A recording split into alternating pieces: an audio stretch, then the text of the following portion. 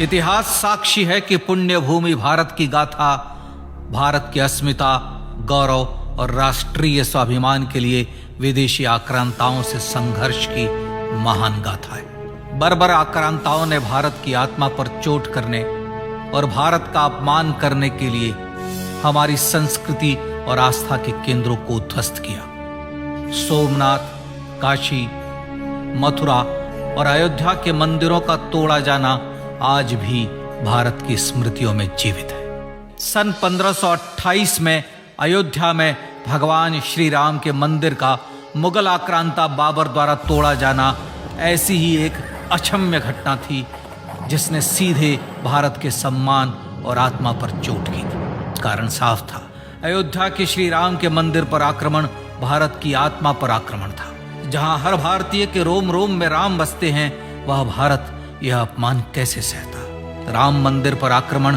भारत को आहत कर गया था। विदेशी हमलावर अपनी बर्बरता दिखाते गए और भारत अपने आत्मगौरव को फिर से पाने के लिए संघर्ष करता रहा।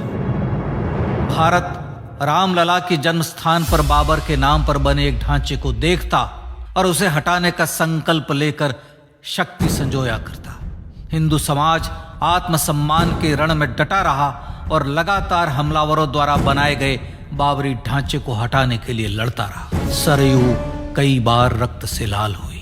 कभी स्थानीय शासकों ने तो कभी साधु संतों और राम भक्तों ने राम जन्मभूमि की मुक्ति के लिए अपने प्राणों की आहुति दी। 74 बार युद्ध हुए। हम कुछ मोर्चे हारे, पर रण जीतने का संकल्प कभी कम नहीं हुआ। हिंदू समाज तलवारों से रक्त रंजित हुआ, पर उसने हार नहीं मानी। उसका संकल्प अजेय था। 15 अगस्त 1947 को देश की आजादी के साथ सैकड़ों सालों से चले आ रहे इस संघर्ष में नई ऊर्जा और एक नया मोड़ आया। अचानक 23 दिसंबर 1949 को बाबरी ढांचे में श्री राम लला प्रकट हुए। हजारों राम भक्त दर्शन के लिए उमड़ पड़े। तत्कालीन प्रधानमंत्री पंडित जवाहरलाल नेहरू ने उत्तर प्रदेश सरकार को श्री राम लला को विवादित ढांचे से हटाने का आदेश दिया। उत्तर प्रदेश सरकार ने अयोध्या के कलेक्टर को यह काम दिया और यह निर्देश भी कि जरूरत पड़ने पर वे बल का प्रयोग भी करें। अयोध्या के कलेक्टर ने सरकार को उत्तर दिया कि यह नरसंहार के बिना संभव नहीं है, और फिर भी वह ऐसा चाहती है तो किसी दूसरे कलेक्टर से यह काम करवा ले। परिणाम स्वरूप रामलला की मूर्ति वहीं विराजमान रही। विवादित ढांचे को बंद कर दिया गया। केवल पुजारी को सेवा अर्चना के लिए भीतर जाने की अनुमति थी। फिर भी राम भक्त विवादित ढांचे के बाहर से प्रभु श्री राम की आराधना करते रहे। भारत के हिंदू समाज के लिए चुनौतियां और बढ़ गई। मामला अदालत में गया। विपक्षी दलों द्वारा अदालत में भगवान श्री राम के अस्तित्व पर सवाल उठाए गए। उनके अयोध्या में ही जन्म लेने का प्रमाण मांगा गया। भारत का जनमानस अब आहत हो उठा था। आजाद भारत में भी हिंदू समाज को अपनी आस्था और श्रद्धा के लिए संघर्ष करना पड़ रहा था। चुनौतियों के इस समय में सन 1984 में विज्ञान भवन दिल्ली में विश्व हिंदू परिषद ने धर्म संसद का आयोजन किया। इस संसद में देश भर के संतों ने राम जन्मभूमि की मुक्ति के लिए आह्वान किया और राम जन्मभूमि मुक्ति यज्ञ समिति का गठन किया। धर्म संसद ने राम जन्मभूमि की मुक्ति और वहां भगवान श्री राम के भव्य मंदिर बनाने के भारत के जनमानस के संकल्प को फिर से दोहराया। विश्व हिंदू परिषद के नेतृत्व में मंदिर निर्माण के लिए पूरे देश में अभूतपूर्व आंदोलन की शुरुआत हुई। श्री राम जन्मस्थली मुक्ति यज्ञ समिति के साथ देश भर में राम जानकी की रथ यात्राएं निकली। राम लीलाओं में राम कथा के माध्यम से भारत का आम जन फिर से जुटा। अब सबके मन में एक ही प्रण था, एक ही लक्ष्य था। अयोध्या में जन्मभूमि पर भगवान श्री राम के भव्य मंदिर का निर्माण। सन 1989 में विश्व हिंदू परिषद द्वारा गांव-गांव से रामशिला पूजन करके अयोध्या भेजी गई। 2,75,000 गांवों से रामशिलाएं अयोध्या पहुंची। भव्य राम मंदिर के शिलान्यास का निर्णय हुआ।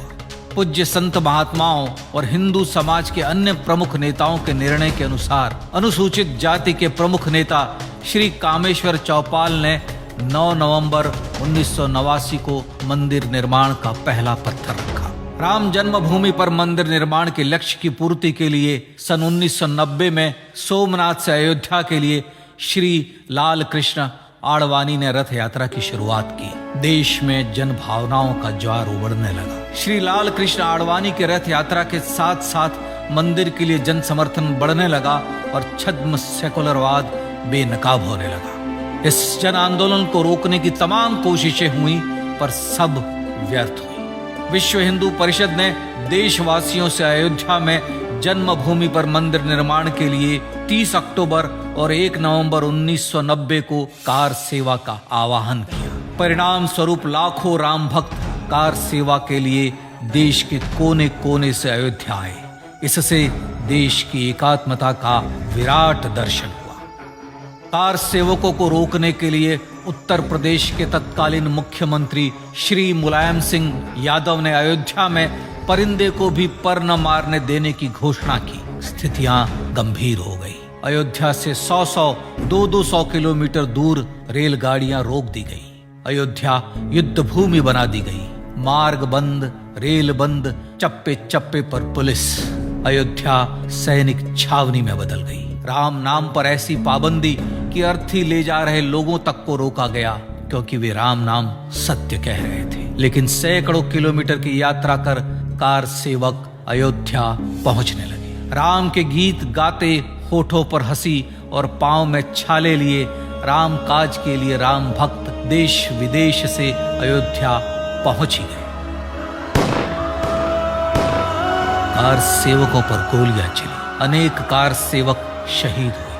आजाद भारत में जन्मभूमि पर राम मंदिर के लिए कार सेवकों ने फिर एक बार अपना बलिदान दिया, पर कार सेवकों ने विवादित ढांचे पर भगवा फहरा ही दिया और इस तरह कार सेवा सफल हुई। श्री राम जन्मभूमि आंदोलन ने भारत की सुप्त आत्मा को झकझोर कर जगा दिया था। विश्व हिंदू परिषद ने फिर एक बार 6 दिसंबर 1992 को कार सेवा का आह्वान किया। राम भक्तों को कार सेवा करने देने के लिए अदालत में प्रार्थना की गई, पर अदालत ने कोई निर्णय नहीं दिया। परिणाम स्वरूप बौद्ध, जैन, सिख, स्वामीनारायण संप्रदाय, गायत्री परिवार, हर पंथ मत विचार के हिंदू एकत्र हो गए। छूत अछूत का भेद मिटा, जाति की पहचान मिटी। हम सब हिंदू, हम सब सिंधु बन गए।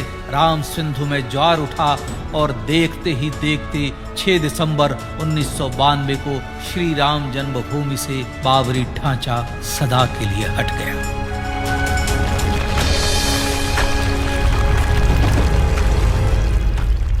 यह क्षण शौर्य, न्याय और सत्यमेव जयते का क्षण था।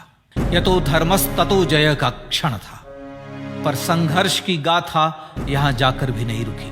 छद्म सेकुलरवादियों द्वारा भारत और भगवान श्री राम के इतिहास को झुठलाने के लिए अदालतों में चुनौतियों का सिलसिला चलता रहा, जो 1950 से चल रहा था। हिंदू सिखों के बीच से गुजरते हुए भगवान श्री राम का दर्शन करने के लिए विवश थे। यह स्थिति थी आजाद भारत में श्री राम और राम भक्तों की। पर सत्य को तो जीतना ही था।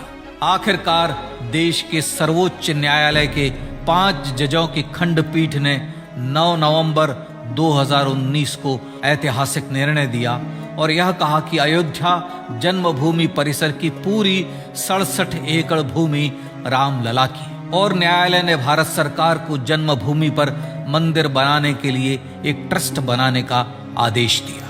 सर्वोच्च न्यायालय के आदेश के अनुसार भारत सरकार ने 5 फरवरी 2020 को श्री राम जन्मभूमि तीर्थ क्षेत्र नाम के ट्रस्ट का गठन किया और राम जन्मभूमि न्यास की भूमि जो सरकार द्वारा अधिग्रहित की गई थी उसे ही नवनिर्मित न्यास को वापस दे दिया गया।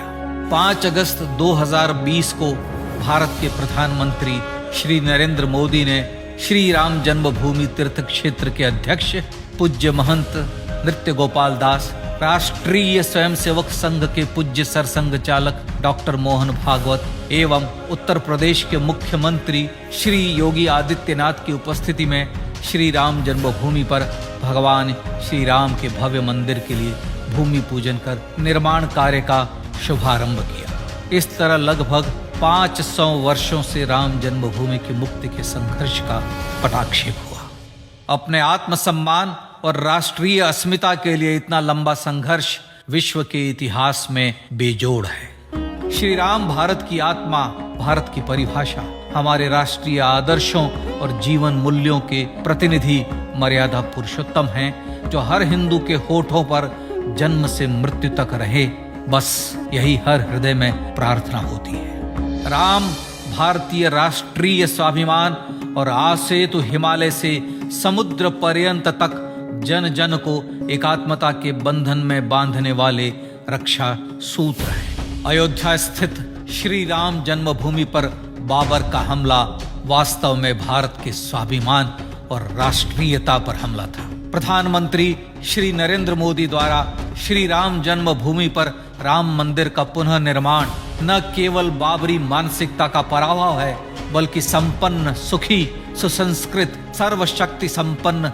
स्वराष्ट्र का सूर्योदय भी है। यह उस राम राज्य की दिशा में वह कदम है जिसकी अभिलाषा राजराजेंद्र चोल, कृष्णदेव राय, छत्रपति शिवाजी महाराज से लेकर महात्मा गांधी तक ने की थी। अयोध्या में जन्मभूमि पर भगवान श्री राम का मंदिर न सिर्फ राष्ट्रीय गौरव होगा, बल्कि वह श्री राम के आदर्शों का राष्ट्र मंदिर होगा। अब वह महान संकल्प पूरा होने जा रहा है। आइए इस राम यज्ञ, राष्ट्र यज्ञ में जिन ज्ञात और अज्ञात भारतीयों ने अपनी आत्माहुति दी है, उनका पुण्य स्मरण कर उन्हें श्रद्धांजलि दें।